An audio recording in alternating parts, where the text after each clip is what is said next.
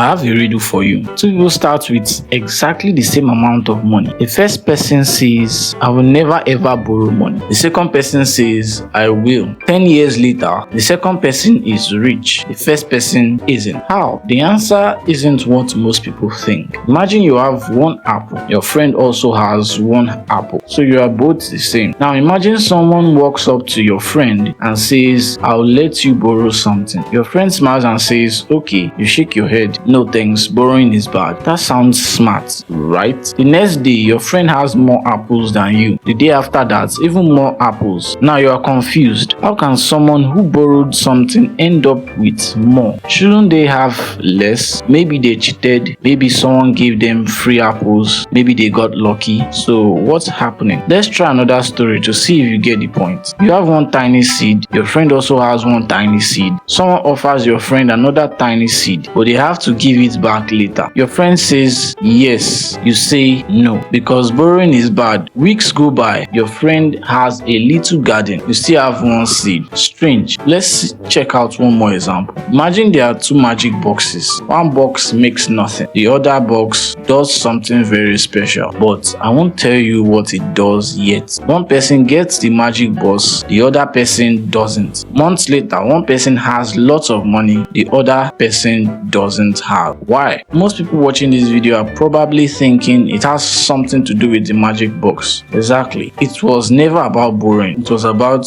what was borrowed for. And that's the part almost nobody talks about. Here's the secret. Imagine the magic box makes one coin every single day. Just one. Click, tomorrow another coin. Click, the next day another coin. Now imagine someone says you don't have enough money to buy the magic box today, but I'll lend you the money. One child says no, borrowing is always bad. So they walk away. The other child borrows the money, gets the magic box, and every day click another coin. Eventually, the box makes enough coins to give the borrowed money back. But here's the amazing part. The box doesn't stop. It keeps making more coins. Now let's go back to the riddle. Why did the person who borrowed money become rich? Was it because borrowing is magical? No. Was it because debt makes people rich? No. The borrowing didn't make them rich. The magic box did. Borrowing was simply the way they got the box sooner. That is why the title of this video isn't saying debt is good. It's saying something much smaller. Sometimes avoiding debt means walking away from the thing that could have made you richer. The real question isn't should I borrow money? The real question is what am I borrowing it for? That's the answer to the riddle. And once you understand that, you'll never hear the word debt the same way again. Here's the truth. If you borrow money to buy things that take money out of your pocket, like expensive phone, clothes, and vacations, you will probably become poorer. But if you borrow money to buy something that puts more money into your pocket than it costs, that's a different story. Think of a farmer borrowing money to buy a tractor. The tractor helps him grow more food. He sells more food, he earns more money. He pays back the loan and he still has the tractor. The debt didn't make him rich, the tractor did. That's why avoiding every kind of debt